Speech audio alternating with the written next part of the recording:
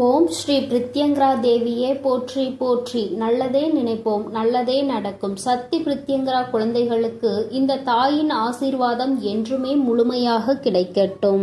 என் அன்பு பிள்ளையே, நீண்ட நாட்களுக்கு பிறகு என்னிடத்தில் இருந்து உனக்கான நல்ல குறி ஒன்று வந்திருக்கின்றது. என் தங்கமே, பல காலங்களாக வாழ்க்கையில் எல்லாவற்றையும் அமைதியாக கடந்து வந்து கொண்டிருக்கின்றாய். எத்தனையோ துன்பங்களை கடந்து, எத்தனையோ சூழ்ச்சிகளை எல்லாம் கடந்து என் பிள்ளை நீ வந்து கொண்டிருக்கின்றாய். இப்படி இருக்கின்ற இந்த நேரத்தில் உன்னுடைய வாழ்க்கையில் உனக்கான சில விஷயங்கள் நடப்பதற்கு காத்து கொண்டிருக்கிறது. அது என்னவாக இருக்கும்? என் குழந்தைக்கு ஏதோ நடக்க இருக்கிறதே, அது என்ன விஷயமாக இருக்கும் என்று என் பிள்ளை நீ தெரிந்து கொள்ள வேண்டிய கட்டாயத்தில் இப்பொழுது இருந்து கொண்டிருக்கின்றாய். என் தங்கமே, இது போன்று உன் வாழ்க்கையில் சில விஷயங்கள் நடக்கும் பொழுது உடனே எதற்காக நமக்கு இப்படி நடக்கின்றது, நமக்கு மட்டும் ஏன் இது போன்ற சூழ்நிலைகள், இதையெல்லாம் அம்மா நமக்கு விலக்கிவிட மாட்டாளா? இனிமேலும் இப்படியே வாழ்க்கை சென்று கொண்டிருக்குமா? அப்படியானால் இத்தனை நாட்களும் நாம் இந்த வாழ்க்கையில் பட்ட கஷ்டங்களுக்கெல்லாம் பலனில்லையா என்று என் பிள்ளை நீ நினைக்கின்றாய் அல்லவா? என் தங்கமே, உன்னுடைய அத்தனை கேள்விகளுக்குமான பதில் உன் தாயானவள் என்னிடத்தில் இருக்கின்றது. என் குழந்தையே, முதலில் உன்னை சுற்றி நடக்கின்ற விஷயங்களை பற்றி ஒரு நொடி நீ சிந்தித்து பார். ஒவ்வொரு நாளும் இந்த வாழ்க்கையில் நீ கடந்து வருகின்ற விஷயங்களில் பற்றி நீ ஒரு நொடி சிந்தித்து பார். எதனால் இப்படி இந்த வாழ்க்கையில் நடந்தது? எதனால் இந்த வாழ்க்கை உனக்கு இப்படி ஒரு சோதனையை கொடுத்தது? இதனால் இனி உன் வாழ்க்கையில் என்ன நடக்கப் போகிறது என்பதையும் நீ சிந்திக்க வேண்டும். எதற்காக அம்மா இப்படி சொல்கின்றேன் தெரியுமா? என் பிள்ளையே, ஏதோ ஒரு விதத்தில் நீ செய்கின்ற தவறுகள் இப்பொழுது உன்னை தொடர்ந்து வந்து கொண்டிருக்கின்றது. அன்று செய்யும் பொழுது அது தவறு என்று உனக்கு தெரியவில்லை. அதை நீ செய்யும் பொழுது உன் பக்கத்தில் இருக்கின்ற நியாயத்தை மட்டுமே நீ யோசித்து பார்த்தாய். மற்றபடி என்ன செய்கின்றாய் என்பதை பற்றி ஒரு நொடி கூட யோசிக்காமல் நீ செய்தது சரிதான் என்று செய்த விஷயம் இன்று உனக்கே வினையாக திரும்பி நின்று கொண்டிருப்பதை பார்க்கும் பொழுது என் பிள்ளைக்கு நிச்சயமாக மனம் வேதனையை தான் அது கொடுத்து விட்டது. என் தங்கமே, ஆனால் இப்பொழுது இதனால் உனக்கு பிரச்சனைகள் ஏற்பட்டு கொண்டிருக்கிறது. இன்னமும் அது உன்னை அதிக அளவில் மனவேதனைக்கு ஆளாக்கி விட்டதல்லவா? என் குழந்தையே, நான் நீ செய்தது தவறு என்று சொல்லவில்லை. எல்லோருக்கும் உள்ளதுதான். அந்த வயது, அந்த நேரத்தில் அதை யோசிக்க மறுக்கும். மற்றவர்கள் சொல்கின்ற வார்த்தைகளை கேட்க மறுக்கும். யார் என்னதான் நமக்கு அறிவுரைகளை சொன்னாலும் அது தவறு என்று மட்டுமே நினைக்க வைக்கும். அப்படி இருக்கும் பொழுது இந்த வாழ்க்கையில் நீ அடைகின்ற விஷயங்கள் எல்லாவற்றிலும் நிச்சயமாக என்னுடைய பிள்ளையே, உன் வாழ்க்கையில் நீ அடைந்திருக்கின்ற கஷ்டங்கள் எல்லாம் இன்று உனக்கு மிகப்பெரிய பிரச்சனையாக உருவெடுத்து விட்டது. ஆனால் இதையெல்லாம் கடந்து வர வேண்டிய கட்டாயமான சூழ்நிலை இப்பொழுது உனக்கு இருப்பது உண்மைதானே? என் தங்கமே, யாருடைய வாழ்க்கையை பற்றியும் நீ தேவையில்லாமல் யோசிக்க வேண்டாம். யாருடைய கஷ்டங்களை கண்டும் நீ மனதிற்குள் வருத்தப்படாமல் இருந்து விடு. ஒரு நொடி உன்னுடைய வாழ்க்கையை பற்றி மட்டும் நீ சிந்தித்து பார். உன்னுடைய மனநிலை சரியாக இருந்தால் மட்டும்தான் அடுத்தவர்களுக்கு உன்னால் உதவி செய்ய முடியும். நீயே இங்கு ஏகப்பட்ட பிரச்சனைகளில் சிக்கி தவித்துவிட்டு அதன் பிறகு மற்றவர்களுக்கு உதவி செய்ய நினைத்தால் அங்கு மன அழுத்தம் மட்டும்தான் உனக்கு கிடைக்கும். நீ சொல்கின்ற அறிவுரைகளை யாரும் கேட்க மாட்டார்கள். அறிவுரைகளை வழங்குவதற்கு முன்பாக நீ அந்த தவறை முதலில் செய்யாமல் இருக்க வேண்டும். இதுதான் நியாயமான விஷயம். என் தங்கமே, இந்த சூழ்நிலையில் நீ எதையெல்லாம் சரியாக புரிந்து கொண்டு நடக்கின்றாயோ அவையெல்லாம் உன்னை தொடர்ந்து வரும். சரி, உன் வாழ்க்கையில் உனக்கு கொடுத்த கஷ்டங்கள் எல்லாம் ஒரு புறம் இருக்கட்டும். நீ செய்த தவறுகளை எல்லாம் உணர்ந்த பிறகும் கூட வாழ்க்கையில் உனக்கு ஏற்பட்ட கஷ்டங்களை நீ முதலில் மறந்துவிடு.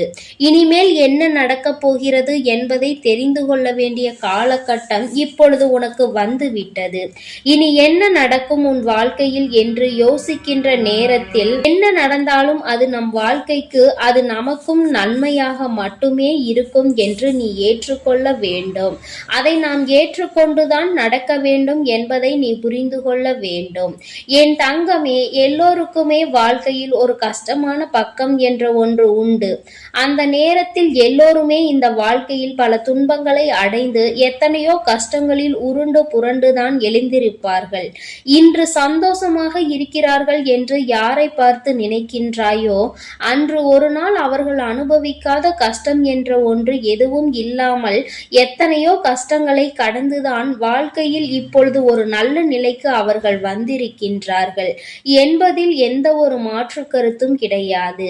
என் பிள்ளையே, அதனால் நீ எதை நினைத்துமே வருத்தப்படாமல் உன்னுடைய வாழ்க்கையில் உனக்கான நல்ல விஷயங்களை எல்லாம் நிறைவேற்றி கொடுக்க வேண்டிய பொறுப்பினை உன் தாயானவள் நான் ஏற்றுக்கொண்டிருக்கிறேன் என்றுமே இந்த தாயானவள் உனக்கு உறுதுணையாக இருப்பேன். என் பிள்ளையே, முதலில் உன்னுடைய மனதிற்குள் இருக்கின்ற வேதனைகளுக்கு எல்லாம் நல்ல முடிவினை நீ கட்டிவிடு. தொடர்ந்து கொண்டே இருக்குமானால் மனநிலை இன்னமும் உனக்கு மோசமாகிக் கொண்டே இருக்குமே தவிர அதில் எந்த விதமான முன்னேற்றங்களும் உனக்கு ஏற்பட்டு விடாது.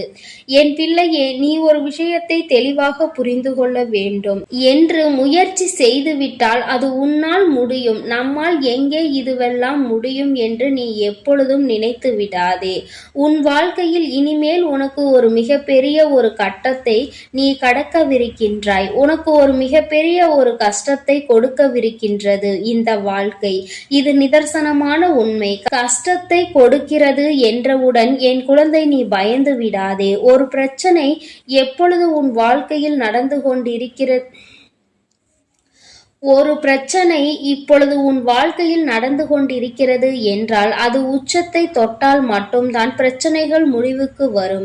எந்த ஒரு பிரச்சனையும் உச்சத்தை தொட்ட பிறகு முடிவுக்கு வந்தால்தான் அது உனக்கு நிரந்தரமான தீர்வாக இருக்க முடியும்.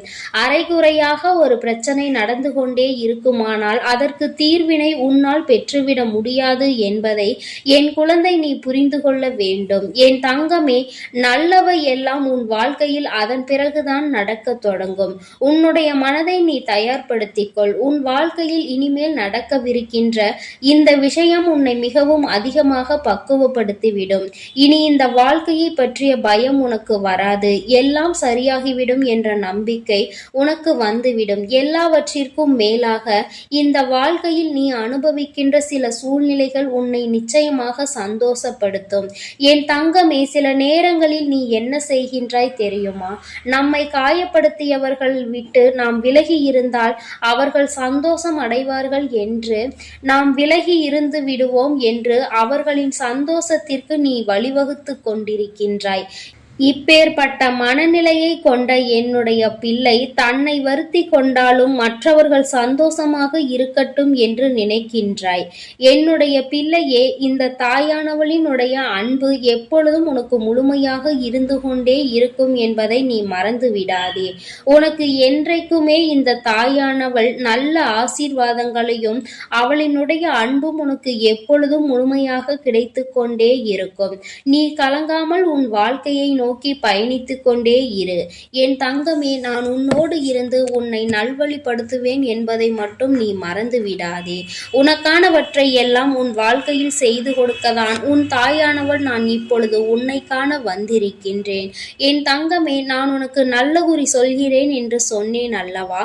இனி உன் வாழ்க்கையில் வரப்போகும் பிரச்சனைகளை எல்லாம் சமாளித்து நீ உன் வாழ்க்கையில் ஒரு நல்ல முன்னேற்றத்தை அடைய போகின்றாய்.